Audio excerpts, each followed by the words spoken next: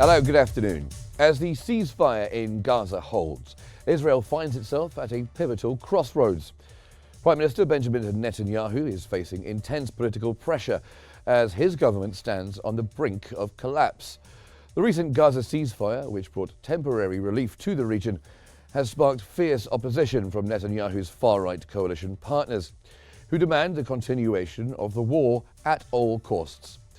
Meanwhile, the US is deeply involved in the negotiations, with President Donald Trump exerting significant influence on Israel's strategy.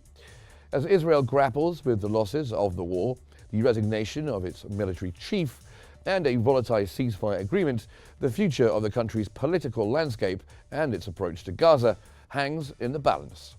With Netanyahu caught between maintaining his coalition and appeasing international pressures, how long can he hold on to power, and what will be his next move? Welcome to In Depth.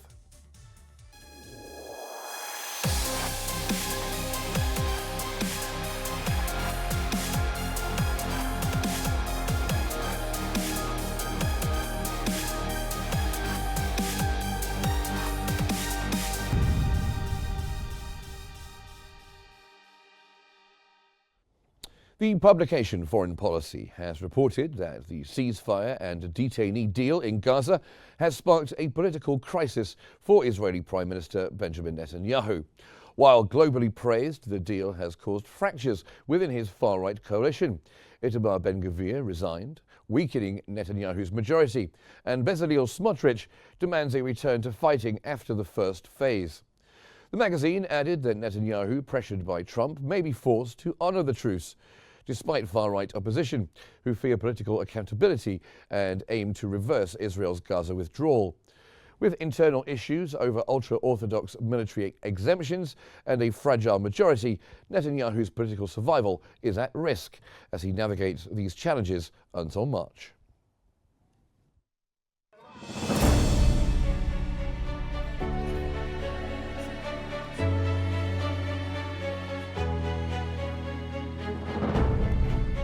Israeli Prime Minister Benjamin Netanyahu's political future is increasingly at risk as he faces internal pressure with increasing threats of collapsing his coalition. The ceasefire in Gaza, celebrated globally and in Gaza, has drawn fierce opposition from Netanyahu's far-right allies, who threaten to collapse his government if the war does not continue. National Security Minister Itamar Ben-Gvir has already quit the coalition, weakening Netanyahu's parliamentary majority, while Finance Minister Bezalel Smotrich has threatened to topple Netanyahu's coalition if he doesn't resume the war after the first phase of the ceasefire agreement. Smotrich, however, said he has received assurance from Netanyahu that Israel will resume the war after the first phase.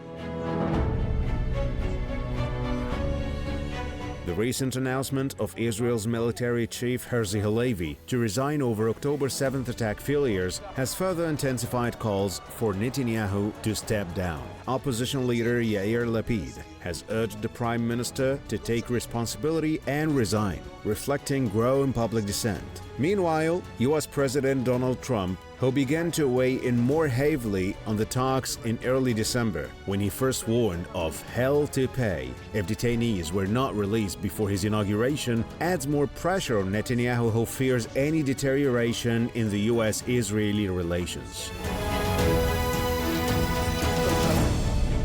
However, Netanyahu's choice whether to prioritize his coalition's survival or to embrace the ceasefire could redefine Israel's political landscape. The decision will not only determine his own fate, but also shape the country's future amid deepening divisions and public discontent.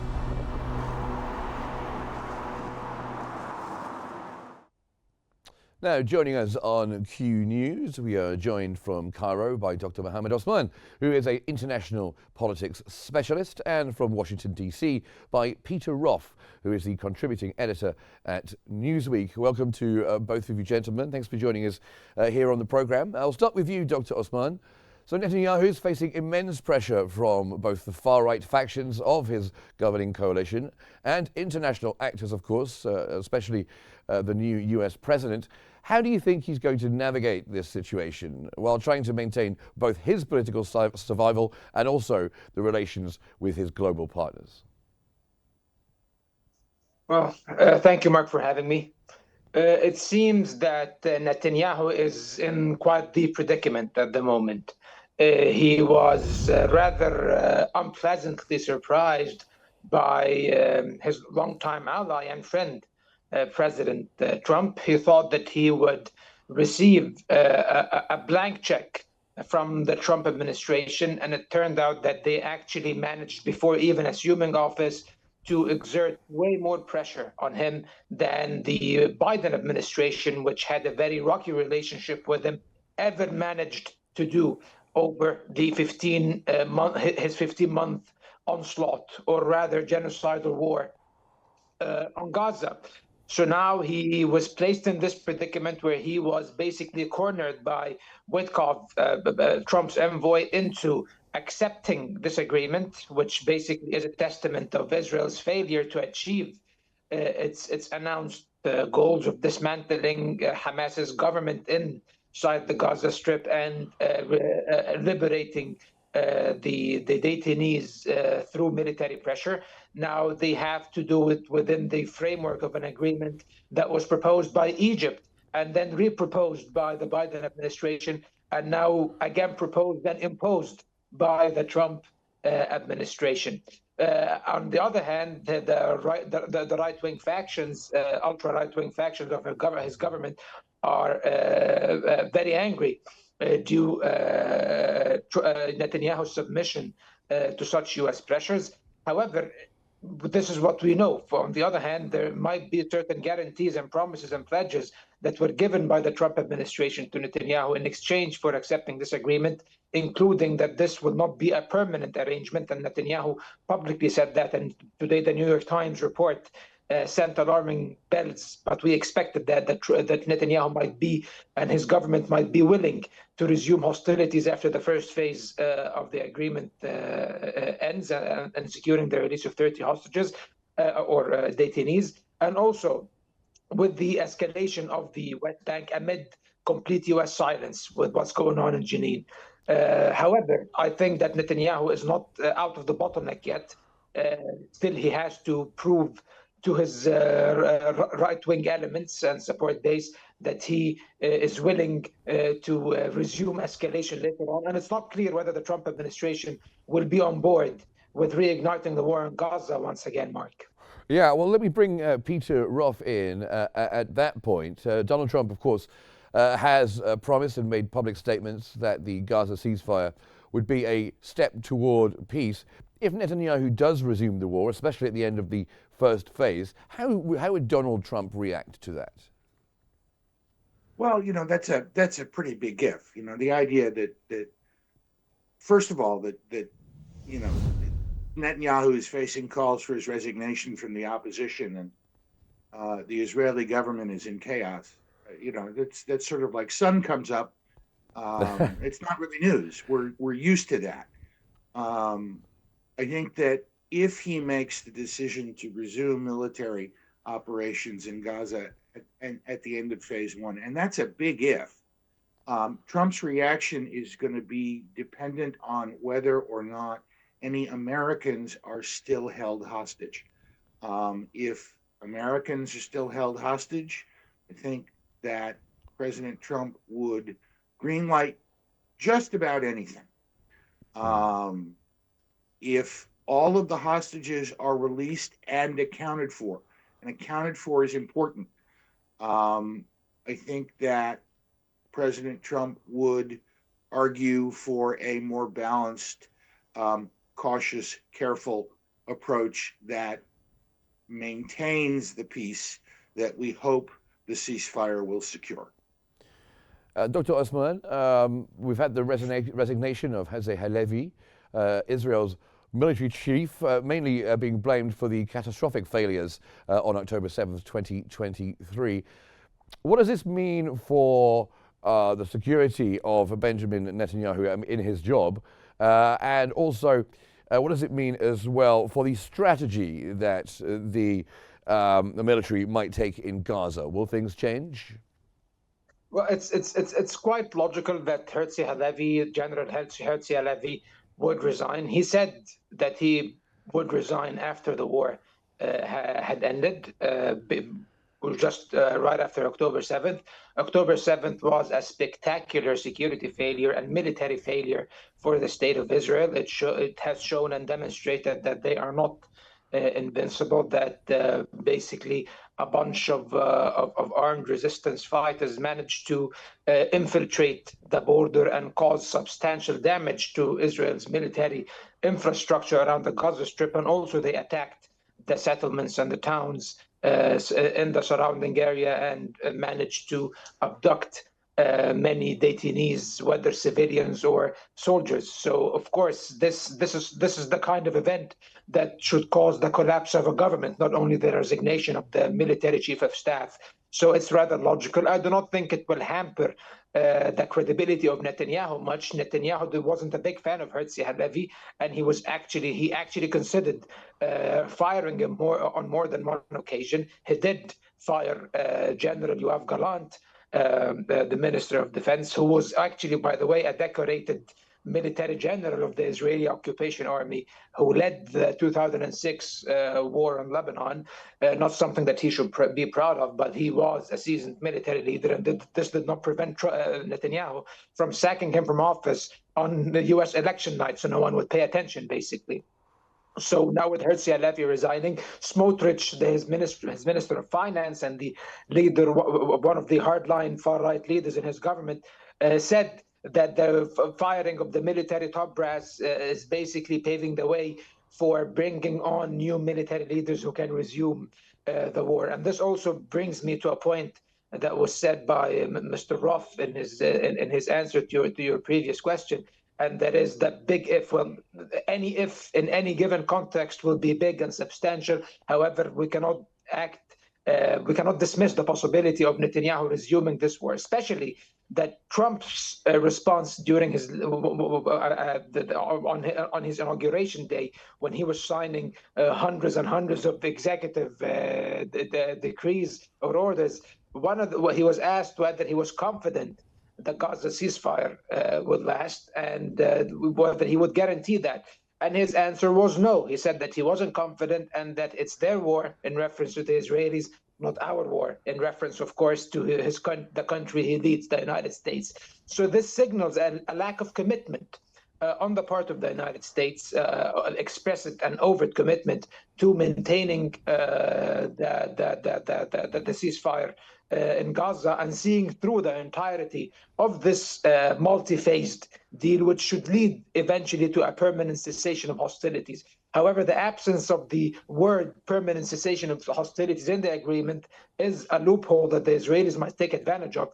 And what's even more dangerous is the possibility that the United States might not be willing to exert enough pressure on Israel in order to uphold this agreement, especially if all the detainees carrying American citizenships, as Mr. Roth said, were released. Maybe then Trump would not be as interested in maintaining the ceasefire. Well, let me ask you, Mr. Roth, about the situation for Netanyahu's government. Of course, you did allude to the fact that chaos in the Israeli government is as common as the sun coming up, but it is losing someone like his military chief and also Ben-Gvir as well. Is it a bit of a blow to Netanyahu? So I think they should have been sacked long ago. The failure of Israeli intelligence and military to foresee October 7, 2023 is comparable to the failure of U.S. Intelligence to see that the Russians were marching into Afghanistan in 1980. The United States was taken totally by surprise. But they should have been sacked.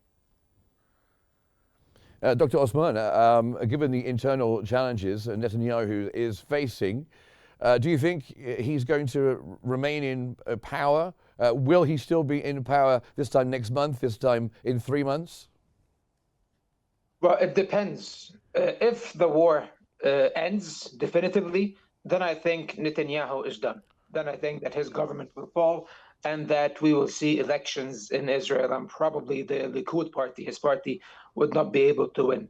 According to the polls that we see at least, but of course polls can be very unreliable sometimes given the recent results of the U.S. elections, that whether the 2016 election or the 2024 election. However, on the other hand, if the war resumes, if he decides to resume the war in Gaza or actually provokes a much larger crisis in the West Bank, and this is what he is attempting to do right now with his major military operation in Jenin, which is unprecedented since the Second Intifada in the early 2000s, then maybe Netanyahu would have a chance for survival. Netanyahu's calculus for remaining in power is embroiling Israel in a constant state of warfare, in which from which he can emerge as a victorious, triumphant war hero who has managed to weaken and decimate all of Israel's foe. He managed to achieve that partially with the weakening of the so-called Iranian axis, with the weakening of Hezbollah and Lebanon, with the fall of the Assad regime, which the Israelis were indirectly involved in, according to Israeli officials. This is not a conspiracy theory. They are the Israeli Defense Minister Israel Katz took credit for the fall of President Assad and his regime in Syria. However, on the other hand, their inability to completely defeat Hamas and to secure the release of the detainees and the resilience of the Palestinian people in Gaza and their ability to endure the genocidal onslaught of the Israeli military stands as a testament that Netanyahu fell short of achieving a convincing victory, at least for his own people. So as long as he does not achieve this victory, then we might see his fall. And as it was said before by the other honorable guest, there were calls for the resignation of Netanyahu way before the war. Yes. Netanyahu has He's been having a lot of problems. He was having a lot of problems, and it was almost as if the situation on the 7th of October came at a very good time for him politically, or otherwise he might have been out of a job had that not happened. I want to bring Mr. Roth in on the same point, and the same question to you, Peter Roth. Netanyahu still in his job this time, 3 months? I think he probably is, yes, unless unless there's a black swan event, something not predictable. So don't ask me what it would be, because black swans are by nature not predictable. If not Netanyahu, who? That's the issue. We here in the United States just went through that. If not Biden, who? And they chose Vice President Kamala Harris to take his place in the election, and that didn't work out too well.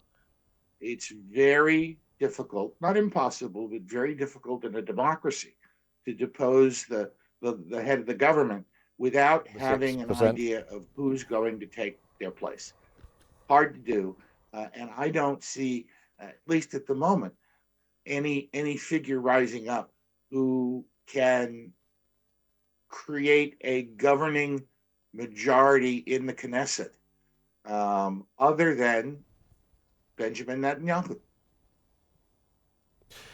Coming back to you, Dr. Osman, far-right leaders, obviously, they're talking about a continuation of the war on Gaza. They're demanding that.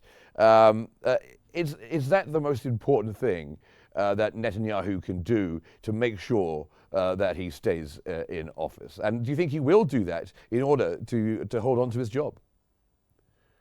I think this is a possibility that cannot be discounted. I think that it is very possible. The only thing that would prevent him from doing that is substantial U.S. pressure. The Israeli far right, the only thing that brings them into office is the promise of further settlement of the West Bank and adopting a very hawkish policy in terms of the idea of Palestinian statehood or the settlement of the Palestinian question. Of course, they oppose the two-state solution and they approach a more absolutist, bigoted approach to the issue that has genocidal overtones, with the idea of the complete open calls for the complete displacement of the Palestinians from either the Gaza Strip or the West Bank, and referring to the Gaza Strip as the Judea and the West Bank as the Judea and Samaria by its biblical name, and trying to deny the Palestinian character of the region, even though it is recognized by 140 countries as part of the state of Palestine, which has not been granted independence by the Israeli occupation so far, in violation of international law and UN resolutions and agreements that Israel has signed, like the Oslo Accords. However, on the other hand, and yes, those radicals live off war and confrontation. So I think that Netanyahu is willing to indulge them, and willing and maybe Netanyahu himself wants to continue the war. This cannot be discounted as well. His center-right party, supposedly of Likud, most of them do support the continuation of the war. Actually, most of the Israelis, Israeli populace, supports the complete dismantlement of Hamas at some point, which is an impossible job, by the way, unless you are going to exterminate the entirety of the population of Gaza. As long as there is occupation, Mark, there will be resistance. If you eradicate Hamas, something else even more monstrous and ugly and inconvenient for you, not you as a person, for the Israelis, I mean, and their Western backers, will emerge. So I think that the only solution for this is trying to find a just settlement of the Palestinian cause in accordance with international law. Mr. Roth, with these political high stakes for Netanyahu, could you foresee him making any major concessions in order to appease the far-right factions, and is he going to prioritize his political survival over peace? I think peace and his political survival are interlinked. I don't think he can prioritize one or the other. As far as that relates to his relationship with the United States, remember that President Trump believes that the biggest problem in the region is not the dispute between the Palestinian people and Israel and over each other's right to exist in peace. It's Iran and Iran's support for international terror. The Trump administration, I suspect, is going to economically isolate Iran, which is going to make it harder for groups the United States government recognizes to be terrorist organizations like Hamas, like Hezbollah, like the Houthis in Yemen, to provide funding. I don't think they're getting widespread support from the other Arab states. I think that they are being backed by Iran because of their ability to destabilize Israel. If Donald Trump sees Iran as the number one enemy in the Middle East, anything that he does that affects Iran's ability to support terror affects Hamas's ability to create violence in Gaza, for others to create violence in the West Bank, for there to be violence in Lebanon. Okay. So I think it all comes together. We're almost out of time, so I just want to bring Dr. Osman in one more time. At the beginning of our discussion, you talked about the closeness of a relationship between Trump and Netanyahu. You spoke of him as being an ally. How will Netanyahu's handling of this ceasefire agreement impact the U.S.-Israeli relations when it comes to Trump especially? Well, it all depends on Trump's calculus, basically. If Trump is interested in maintaining a sustainable lull and calm in the Middle East, I think that he will be eager to maintain this ceasefire, and this will eventually might bring Netanyahu and Trump into confrontation. And I find this unlikely, to be honest with you, Mark. I think that the United States and Trump, namely, is not invested in that. Trump is more, when it comes to the Middle East, he's more concerned with containing Iran. He did threaten to impose unprecedented sanctions on Iran and isolate Iran completely from the world. These are Trump's own words, paraphrased by myself, because I cannot remember them word for word, because he says a lot of things, as you know. However, in terms of the Gaza ceasefire, I think if Netanyahu resumes the war at some point after the release of the detainees, especially the American detainees, I don't think that he will face any tangible consequences from the United States. If anything, his belligerent approach might be endorsed by the administration. Okay. Thank you very much, Dr. Osman. Thank you much, both of you, for your excellent insights. Dr. Mohammed Osman, who is a political specialist, and from Washington, D.C., Peter Roth, the contributing editor at Newsweek. Thank you both, gentlemen, for joining me here on the program. And that's all for today's episode of In Depth. Thank you very much for watching, and stay tuned for more updates here on Q News.